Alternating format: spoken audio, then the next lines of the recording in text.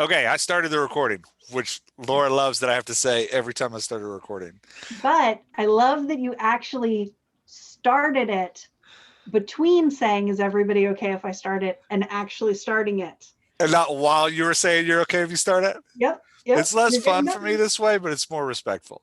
I know. I know. And again, like every one of these, we start with whether or not we're recording. Whether or not we're recording, can't not do it. I have to, I'm a creature of habit. I have to comment on the fact about whether or not I'm recording. Okay. I feel like it's our trope now. It's our trope now. It's a thing. If we didn't do it, people would be disappointed. We get YouTube comments. We wouldn't really. All right. Let's go. So we're building a character wheel today, but before we get into building the character wheel chart, I want to give everybody a chance to introduce themselves because there's wonderful people here, wonderful writers, and I'm super excited that y'all all jumped in on this crazy night to do this with me. Thank you.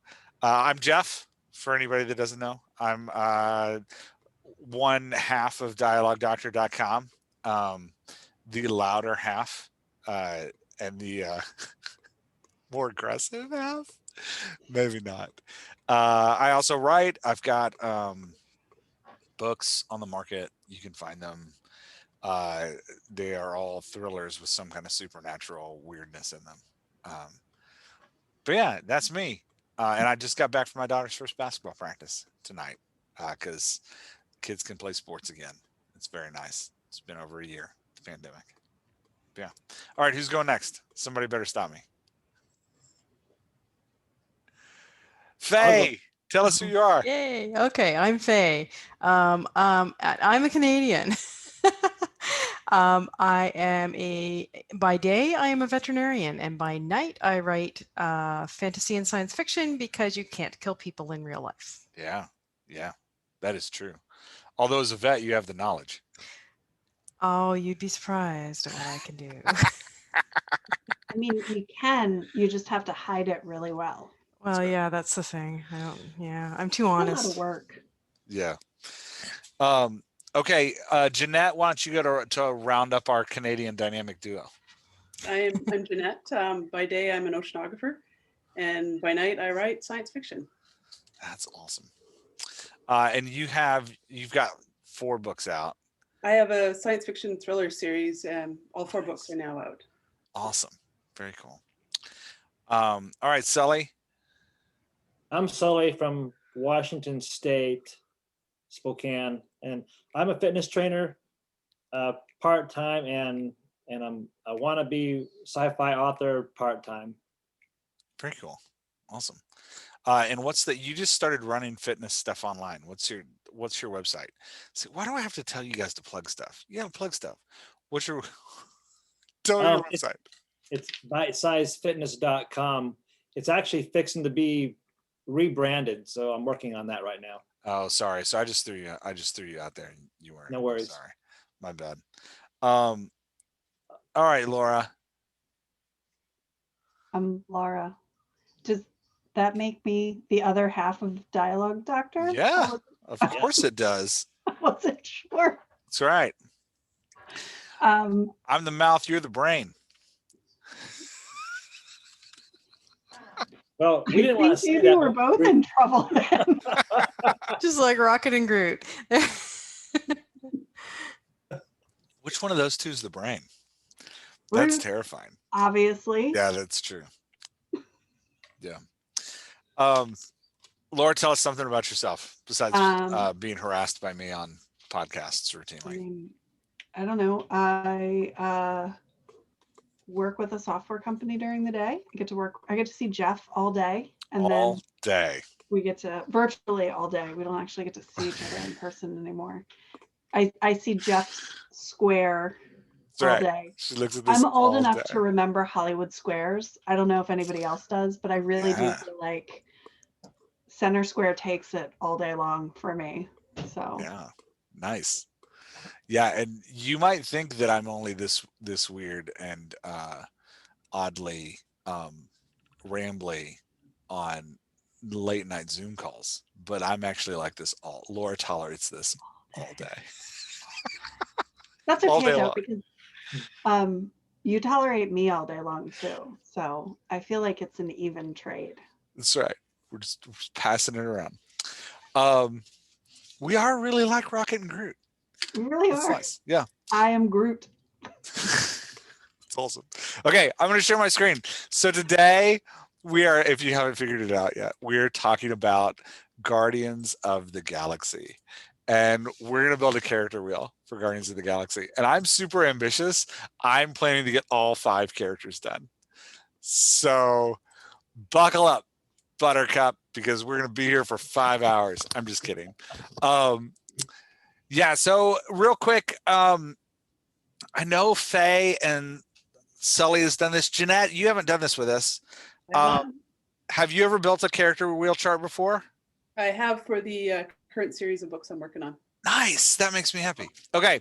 So for the listeners who don't know what this is, a character wheel chart is a chart we use to develop character voice and maintain character voice consistency throughout a book. And it's also fantastic if you're going to edit a book that you want to kind of like rebuild the character voices. Starting with one of these is great because it gives you a foundation to edit from. So in case you're listening and can't see the chart, in the first column is name, character name, which is super important because if you don't write down the character name, you spell it wrong all the time like I do in my books. So character name. And then the second column is general character details that I have already filled out for all 5 characters because I come prepared. I was a Boy Scout. Then didn't make it all the way to Master Scout though. Didn't get there. This third column is general personality notes. We're going to take some notes on the personality.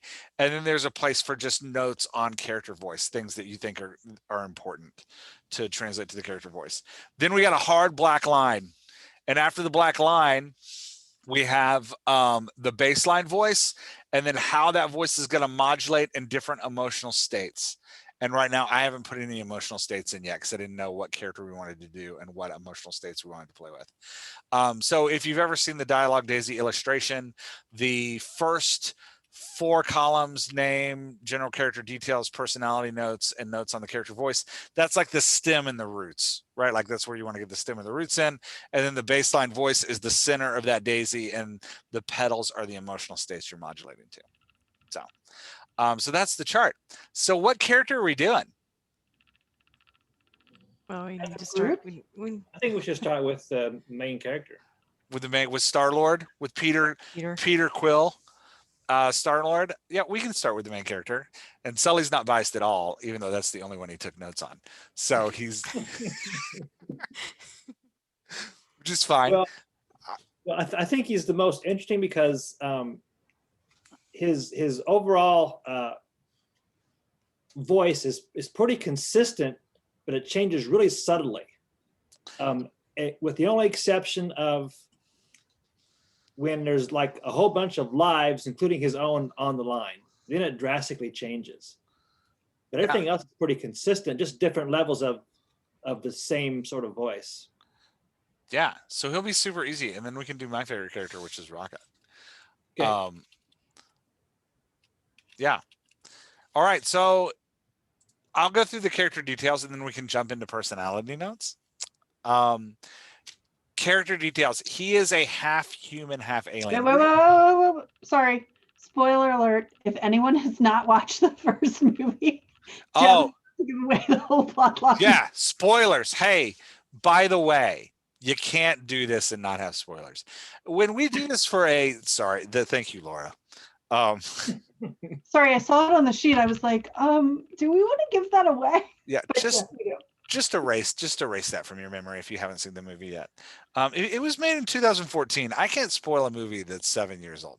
True. I think that's fine, but I felt like it was our obligation to say it.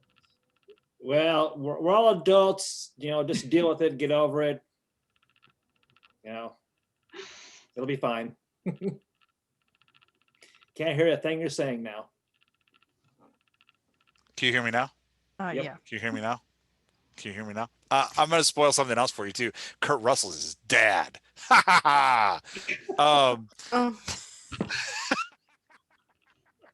Okay. So Where's Lon? where's Lon? I know. Where's Lon to yell at me? All right. So half human, half alien, raised by smugglers, called the Ravengers. Kind of got a lone wolf thing going on. He is a womanizer. He's obsessed with his Walkman and a cassette tape that his mom gave him, and he is on the run from the Ravengers when the movie starts. Um, Anything else we want to add about his general character details? I added like carefree and adventurous. Does that include it with lone wolf maybe? Yeah, I think I would drop that over in the personality notes actually. So Okay. let's drop that in there because now we're actually describing like how he behaves Okay. rather than like details of his life. Okay. And again, this isn't an exact science. This is about this is just a tool to use to build a character voice. So if you want to put carefree and general character details, nobody's going to like grade it and give you an F. So we said carefree. What was the other one you said, Lon? Sully? See, now I'm going to call you Lon. Adventurous. Adventurous. Goofy. What'd you say? Goofy. Goofy. Yeah, great sense of humor. Yeah, Like, he's a make he's the a real joker. He'll try and talk his way out of a jam by telling jokes. Yeah, I describe that as being cocky because he's quite sure of himself, and it's almost like he likes to get into a situation just to see if he can get out of it. Yeah, he's a risk taker. Yeah. Yeah, he doesn't mind being the first one to pull the trigger either. Yeah. It's not the best planner. Although he thinks he is. He's kind of a seat of his pants planner. Yeah. He's a pantster planner. Yep. So I'm going to put in there goes by gut. He's all about his gut. Anything else we want to add about Star-Lord? I added that he basically has his very own set of a code or principles that he lives by, which is different than most of the people around him. Yeah, he definitely lives by code, but it also is editable in the moment. Right. Yeah. Yeah. So he has a code, but it is open to being changed at any moment. Anything else we want to add about the Star-Lord? Laura, anything else about his personality you saw? Nah, you got it. Nah, I got it. Yeah. I'm Groot. Awesome. Yeah, so in his notes on his character voice, we said that he's making subtle voice changes, except in extreme circumstances. And then the voice changes get a little bit bigger. Yeah, that's how I interpreted it. Yeah, so I'm kind of, as we do this was something I was going to say, and then I got distracted by giving too many spoilers. I kind of think of whenever we do these for a movie, I kind of think of like, okay, this is if I were asked to edit a finished book, like somebody who's going to give me a finished book, this is the stuff I'd be filling out with the author right beforehand. Or if I was like when I edited, as I'm editing one of my own books, this is something that I'm filling out for my book too. And I'm going to do it just like this. I'm going to go character by character and be like, okay, what do I remember about that character? And then who do I want that character to be? Right. Like, so just kind of working through it. So think of this as like we're about to edit Guardians of the Galaxy and we want to get the character voices right, as if Guardians of the Galaxy were a terrible movie that was completely broken and we were going to fix it and make it into the gem that it is. Yeah. So nobody tell James Gunn I said that. All right. He's a big listener to the show, I'm sure. So what emotional states do we want to take Star-Lord through?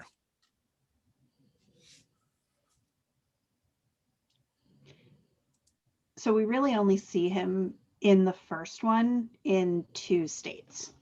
We see him in baseline and we see him in extreme emotional stress.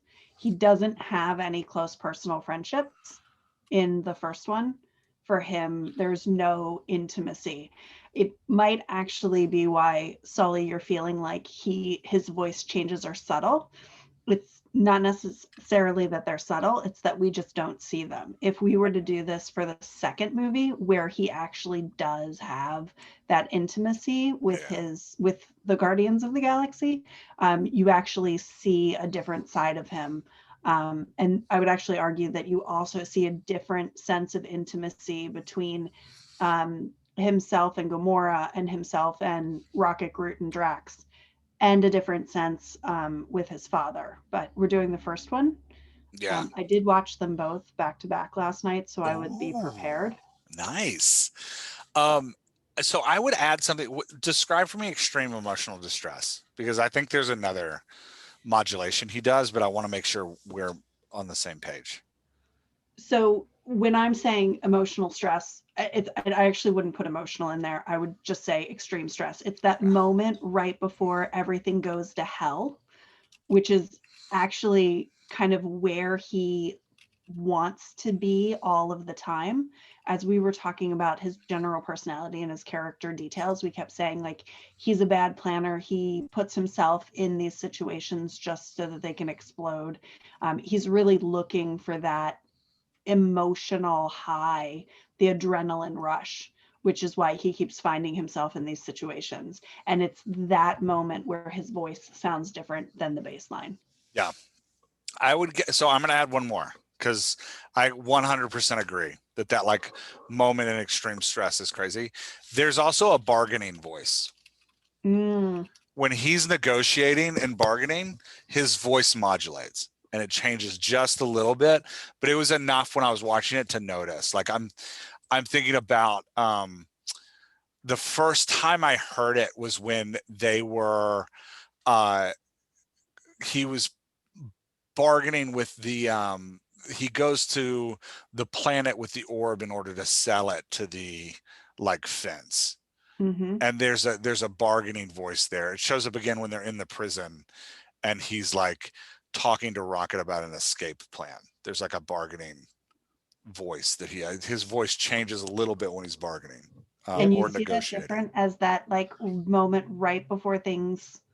I do. I see it. I see it as different. There's also the moment where he's kind of trying a little bit to seduce Gamora, and he's also trying to be like charming. And I actually put that with his bargaining voice. Yeah, his seductive voice and his bargaining voice are the same in my head. That's that's fair.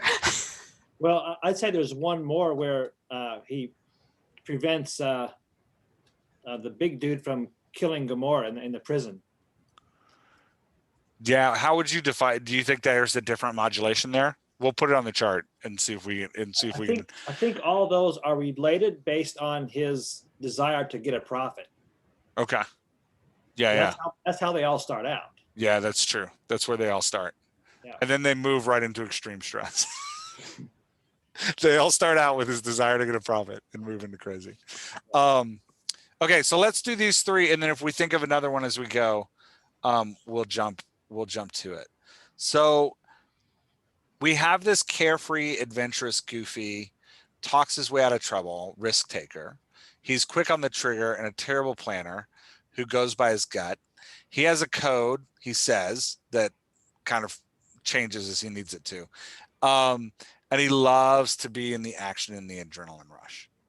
What does this character sound like? So when we're moving from his personality to his voice, we want to move from that, like, how would we describe him, to what does he sound like? So how would you describe how the Star-Lord sounds? So before we do that, Jeff, can you give me an example of a scene that he's in his baseline voice? Because as you're describing his bargaining, seductive voice, that's what I was putting as baseline. Ooh. I don't know that he had a voice that wasn't this, everything is about to explode and I'm bargaining.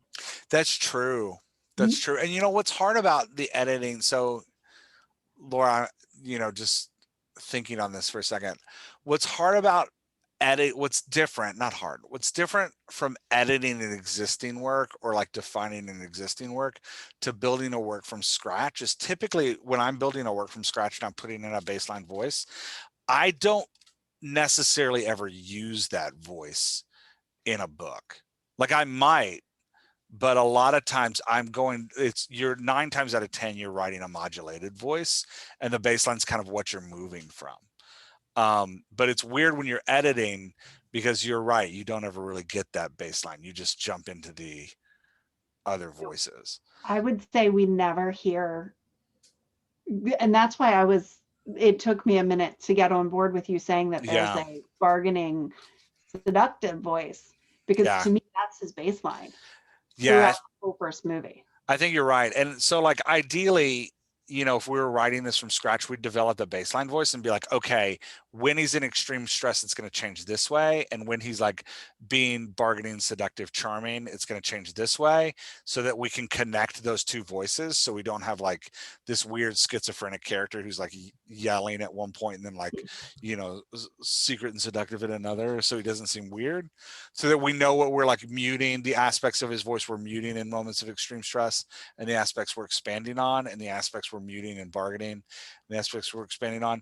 But when we're editing, I think you're right, Laura. I think we got to do the two, and then we would like, if we really wanted to, we'd reverse engineer the baseline voice. So we will, for tonight, not do that, and we'll just put this here. Boom. Another note I want to make real quick is a lot of times when we do these character voice charts, if we were going to go on and do another character, like if we were going to do Gamora doesn't really have a bargaining voice, right? Like she doesn't. So I would just leave that cell blank for her and then put whatever emotional state I needed to put, or whatever like emotional or circumstantial state that I needed to change her voice for. Because she has a "I'm sick of you" voice, and So, and actually what you could do is you could leave that as baseline, and you could put the description of baseline as bargaining and seductive in the actual cell itself, because then Gamora's baseline cell could be "get away from me." Yeah. What about Peter's nostalgia? And I can't think of, like when he keeps going back for his music, the Walkman. Yeah. And I can't think of where he's talking about that, but he certainly has that sort of nostalgia edge to some of the things he's doing. The Legend of Footloose. Yeah. Yeah. So where I would say that he pulls that nostalgia in is that all of his references are always like he's constantly using Earth as his reference, which is actually part of his voice, because he only does it in his baseline where he's bargaining and he's being seductive. Right. When he moves into like everything's about to break loose, he actually drops those. But that was a really great. Yeah. And I think where that voice really comes in, that like nostalgic, compassionate voice, is in that second movie, where he's like really diving into his past with his father. You get that like vulnerability. In this one, it's more a this fake vulnerability. Yeah. Yeah, but I think that's a great note. Okay, besides using Earth pop culture references, what does Star-Lord sound like in a kind of when he's having this like general seductive conversation? Oh, he's pretty sarcastic. He does sound sarcastic, yeah. I think he's quite wordy as well. I'm sorry, wordy. Quite wordy. Yeah. Lots of words. Laura would cut all of his words. Cut. Well, Laura would want to, but she would also know that he's being true to his character. That's true. I do have to say though, Drax is one of my favorite characters because he can't see anything figuratively. Everything is so literal for him. And I think as an editor, that is so much fun to look at, that Yeah. I definitely applaud them for their ability to. To pull that off. You want me to run my finger across his His throat? throat. Oh my gosh, it's the best scene. It's a symbol. It's a Yeah. symbol. Yeah. That poor side character is like nodding, like, yes, I know what it means. And then he's like nodding, like, no to Drax. He's like, no, I don't know what it means. It's the best. It's a great scene. Okay, so we want him to be sarcastic. We want him using lots of words and using Earth pop culture references. He also gives unnecessary examples. Usually pop culture references. Yeah, those kind of tie together, but he's constantly giving examples when he doesn't need to. I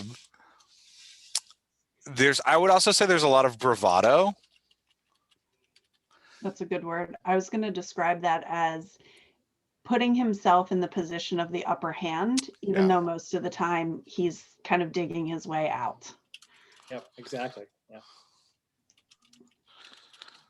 Yeah, the opening conversation he has where he's stealing the orb Indiana Jones style is kind of, I think, the perfect moment of that, where he's explaining that he is Star-Lord, and the guy's like, legendary "Who?" outlaw. Yeah, the legendary outlaw Star-Lord. Yeah. Anything else we want to say about this normal baseline voice? Like, what else does he sound like? Where else is he at with this? He thinks pretty highly of himself. I'm not sure how to put that in a voice. Yeah. And I would say he doesn't just think it, he speaks highly of himself. Yep. He believes what he's saying. Yeah, he is earnest. And I'm not sure if this is relevant or not, but he moves a lot when he talks. If we were writing, it's super relevant. You know, when you move it on the screen, it's kind of the actor is kind of like in charge of that. But what I would say when you're writing, like moving when he talks is super important. And I think one of his catchphrases is one of my issues, or like he talks about his issues. That's a good catch. He also likes to say, here's the plan. 12%. Yeah, here's part of a plan. It's part of a plan. Yeah, then that's a good note. He says, here's the plan when he doesn't have a plan. He has one. It's better than 11%. It's true. I agree. Anything else we want to say about his baseline voice? Okay, here's a question for the team. If you had this voice, do you think you'd be able to write Star-Lord? I'm sorry, what was the question? If you had this description, do you think you'd be able to write Star-Lord? Like if this was on your character wheel, do you think you'd catch it? I think I would. I think I could get it. If you gave me this, I think I would come out with something resembling what is in the movie. It'd be quite a challenge for me, I think. Yeah, and part of that is just style, but yeah.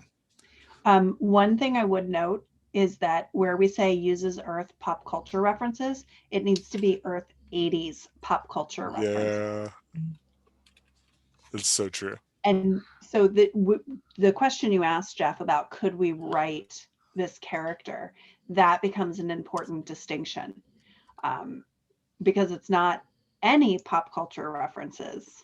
You know, he's not going to talk about Lady Gaga because she came after. Yeah, it's from when he was on Earth, right? Yeah.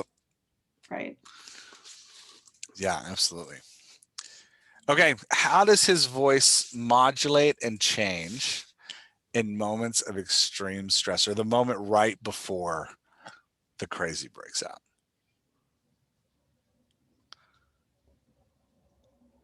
Can I throw one out that everybody may disagree with? Of course. He becomes whiny. Yes. He gets super whiny. That sarcasm is muted and it just becomes flat out whiny. Like I'm thinking specifically of the scene where he's arrested and there's the scene of him giving all the guards the middle finger, which is because he's like pretending like he's surprised that the middle finger came out of his head. It's great. I didn't know how this worked. Yeah. but then right after that, like sarcastic humor, bravado humor, he sees a guard with his Walkman. He's like, "Hey, that's mine!" And he's got this like whiny, angry tone. So yeah, it's The same thing happens when he finds out that Rocket didn't actually need the leg for the escape plan. He's like, but I had to transfer him however many units. yeah, Yeah. It's, yeah. How else is his voice modulating? If he sees someone who he wants to help in danger, he gets very quiet. I Yeah, was just going to say that he also slows his speech tempo down a little bit too.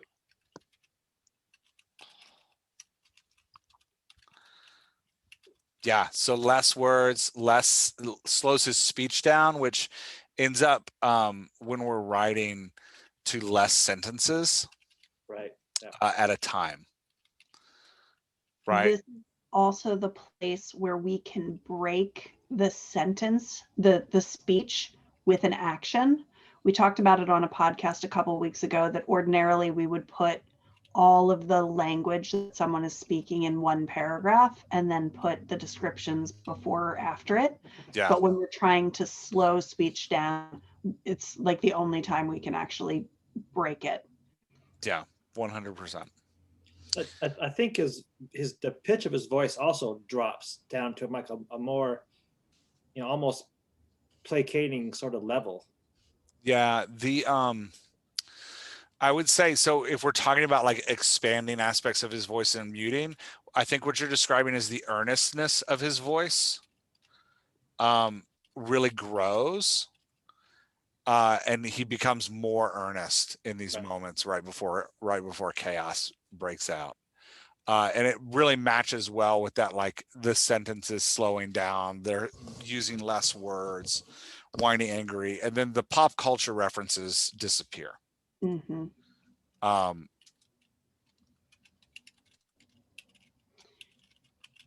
And there is a hint that there is a crack in his bravado. Like there's always that moment where he's like, I don't know if this is going to go my way, but it's fleeting in this. You see it in maybe like the oh boy or here we go, or just that one brief moment that if you aren't paying attention, you miss it. I think about it in that final scene where he's in the dance off, where he thinks he's in a dance off. And then he's just about to throw the stone or the orb, or I guess he doesn't throw it. He knows that Gamora's going to throw it. And like there's just that 1 second where he's like, okay, maybe not. Yeah. Yeah, absolutely. If you're watching me do this on the screen, you'll notice I'm rearranging some things. I find it easier for me to use as a tool when I do these if I line up what is muting and what is changing. So like I want to get wordy and less words on the same line so that I can see how the voice is actually changing without having to think about it. But yeah, anyway, that's just a quick note for why I'm sitting here while we think editing the sentences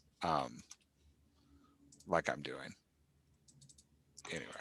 I also think it's important that we understand that wordy and less words are based off of whatever his baseline is, because his less words is still way more words than Gamora ever speaks. Yeah, it's relative to what he's usually doing. Right. Yeah. So as we're writing, or if we're editing somebody else's work, one of the things that we need to look for is the difference between less words and silence. Faye, you brought up that there were a couple of moments in the movie where he was silent, but they were pretty few and far between. Mm-hmm. So as an editor, we would be looking, whether we're editing our own work or somebody else's, we would be looking at it and we would be like, all of a sudden Star-Lord is not talking. He needs to say something here. He needs to bring out that bravado. He needs to throw in that distraction of, you look over here because I'm going over there. Yeah. Um, Yeah. And I would say one other change that happens in this extreme moments of stress, I can't remember if it happens in this first movie or not, but it definitely happens in the other ones. There's a move from speaking highly of himself to speaking highly of others around him. mhm. Right? Like he's no longer like bragging about how awesome he is. He's bragging about how incredible how the team itself is going to do these amazing things. But yeah. Anything else we can think of? I don't recall that specific thing in the first movie, but what stood out with me was that it's kind of similar, but instead of trying to do that, he's trying to actually save someone from, imminent death, but it's for selfish reasons. How does that translate into how he sounds? Well, he's almost like kind of desperate for this person to live so he can have another chance to get the payoff later. Yeah. Yeah, and there is a sense of, I think it goes along with this crack in his confidence that Laura was talking about. There's this sense of desperation that shows up right before this crazy goes down. Yeah. I guess Right. one other thing to yeah. think about is when he's in these moments of extreme stress and he is pretty sure he's going to lose, he will ask for help. Yeah, that's true. But it's only when he thinks he's going to lose. Yeah.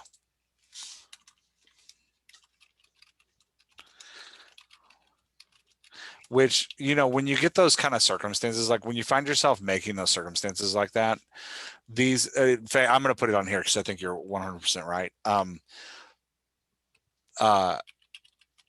Asks for help. So when we get those circumstances like that, if you're doing one of these for your own book and you find yourself in one of these cells being like, okay, when he thinks of this, he's going to go this way. When he thinks this, he's going to go this way. Make new cells. Don't shove all of that into one place. Like, make new stuff, because the goal here again is to get these down to like, so after we make this chart, what we want to do is narrow this down to like 6 or 7 words or 6 or 7 phrases that we can put on a piece of paper and hang on our wall so we can see how the voice modulates right before we write it. Because you don't want to have to constantly be opening this chart and reading all the way through it. You want to turn this into a visual aid that you can then just glance at before you write a voice. So this is really not the final step of this. It's just a step on the roadmap to creating a tool you can write with.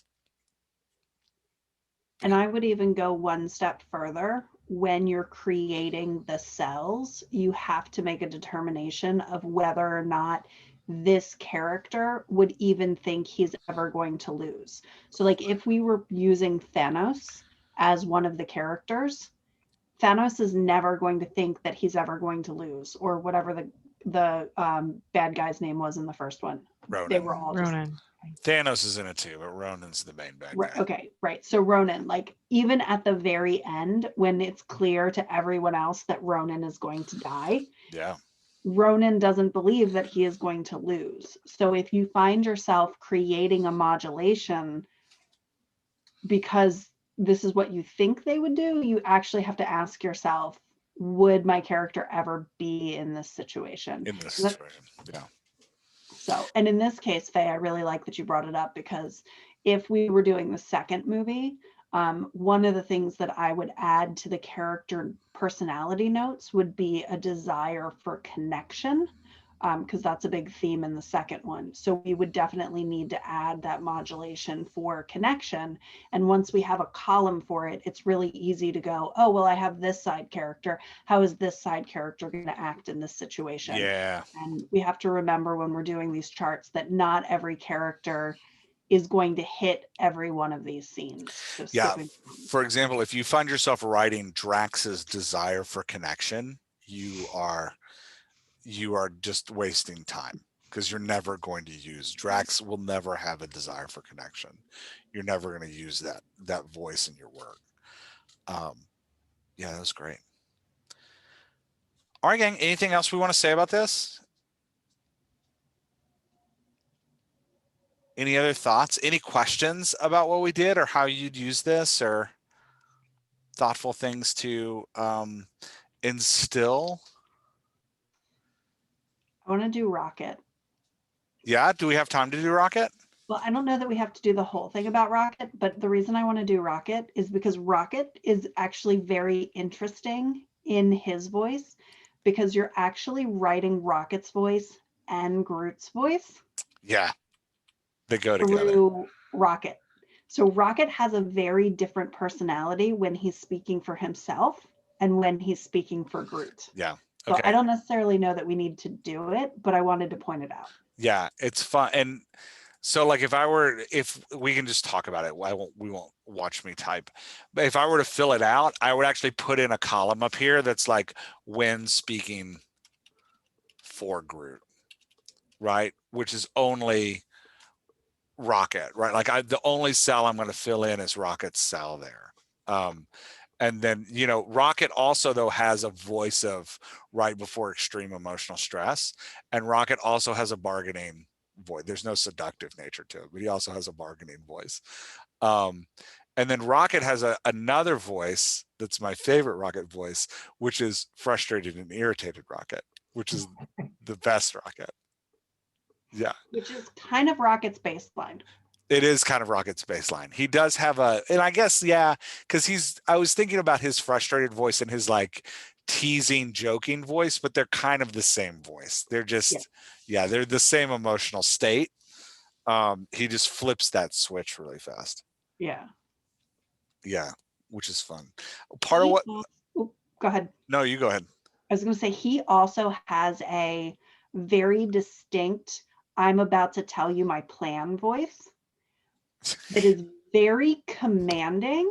It is, yeah. And super true. Very, for a trash panda, very riveting. Yeah. Very charismatic. He's like a little gangster. Yeah. Yeah, I love it so much. He actually has plans.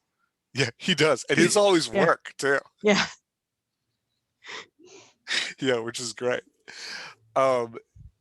Yeah, he's part of what I love about this movie. When I remember the first time I saw it, I was blown away, and the reason I was blown away was how wonderfully the characters complement each other's voices, right? Like, because you've got Rocket the Trash Panda Mafia, Don, who sounds a little like Star-Lord if you remove the 80s pop culture references and the metaphors and put in threats and mockery.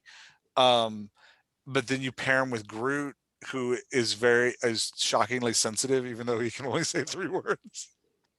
The inflection is fantastic. And then you've got the silent and stoic Gamora and the formal, yet I don't know, dense is how you'd explain Drax. I don't know. Aggressive? I would say he's dense. Yeah, I would definitely go with aggressive, but literal is the word. Like, I mean, that's just, you can basically write your whole character wheel for him around literal and confrontational, right? Like, he's got a very confrontational nature to his voice that's like, I'm thinking about the prison scene, because we were mentioning earlier, where he keeps referring to Star-Lord as the man who slept with a blah, blah, blah. Star-Lord's like, it was one time, because he goes into that whiny. Yeah, anyway. But yeah, I think the cast in this movie is so great, and the voices are so different that it creates a really great friendship gang motif, like a really great big cast palette. And it's hard to do with a cast this large. Yeah, 5 characters is a lot to manage in a scene. They do a really great job of Part of what they do, I noticed when I was watching through it this time, is they break them into threes a lot. Mm-hmm. There's a lot of 3 characters together while 2 are off doing other things. 3 voices I find are a lot easier to manage in a scene than 5. 5 is Mhm. tough. There were a lot of them with all 5 of them. There are a lot with all 5. Yeah. Yeah, it's really great writing. Character writing. It's especially difficult because Rocket and Peter have such similar voices that if the writers weren't careful, they very easily could have stepped on each other. Yeah, they'd sound, not and knowing they whose both line was whose. talk so much. Both characters talk so much that it would also be easy for them to really overpower the other characters in the group. But the Mhm. writers did a really great job of giving Drax and Groot these kind of one-line moments where they just say one line to assert their presence in the dialogue, which is great. And in So- Groot's case, literally 3 words. Literally 3 words over and over again. So let me ask you about that. It's easy to see how similar you can write Peter and Rocket because you have visuals to go with that. But if you're in a book, how you got to do that a little bit differently, don't you? Because you can't see the characters; you read them. So it's actually funny that you bring that up, Sully. I was doing other things while I was watching the movie. I have a coloring app on my phone. So I actually only looked at the screen about 20% of the time because Right. I am 5 years old and I was coloring for 4 hours while I watched these movies. But it's actually in the cadence of the language and it's in the word choices. So the difference between the 2 characters is Rocket is very aggressive in the language that he uses. And while he talks a lot, he talks in different patterns. So he puts a whole lot out really quickly. Whereas, and part of this is the actors and what the actors are bringing to the table, but part of it is the way that you write it and how many breaks you put when you're writing their paragraphs. Yes, But the small words, run-on sentences, in choppy phrases is Mhm. what you're getting with Rocket. Yep. Yeah. Whereas when you are writing Star-Lord, he's much more eloquent with his language. He wants people to do what he wants them to do because they think he's a good guy. Like, think about that opening scene where he's explaining to them who he is and how they should revere him. Whereas in that exact same situation, Rocket would be throwing insults at them and telling them how stupid they are and just to get out of his way, right? So like they have the same goal of like dominating in this situation, but the language that they're each using are very, very different. Yeah, and the attitude in that language changes too, because like Peter has like they're both like you're saying putting themselves in positions of power in every conversation, so it feels like they're going to sound very much the same. But Peter's doing it by talking about how awesome he is, while Rocket's doing it by ripping everyone else down. So there's a like Peter's elevating himself above everybody in every conversation, whereas Rocket's trying to pull everyone down to his level, right? Like he's not putting himself above anybody. He's by like saying how awesome he is. He's talking about how everyone else is garbage, and that And that's where I think that practicing dialogue only really can help with that. yeah totally. Yeah, I agree. All right, gang. Well, thanks for doing this. I'm going to stop sharing here for a second. Any final thoughts on a character wheel? If somebody let me ask you this: since all of us have used these before, these character charts before, if someone has never used one before and is like, I'm terrified to start, what would you say to them? Make it simple. Yeah, that's a good point. Especially the first time you do one, keep it simple. Yeah, stick with one main character and take it, one block at a time, and maybe write some stuff and then go back and reverse engineer that. Yeah. Or start with a movie or a book you really love and do a character that you really like from that story. Yeah, that's a good point. Jeanette, any advice for people out there listening? I've done this all on papers in pencil so that I can revise as I go. Oh, that's smart. Nice. Yeah. And I like to hang crap on my walls. So doing stuff in paper is always fun because then you get to like post it to your wall. And it's fun.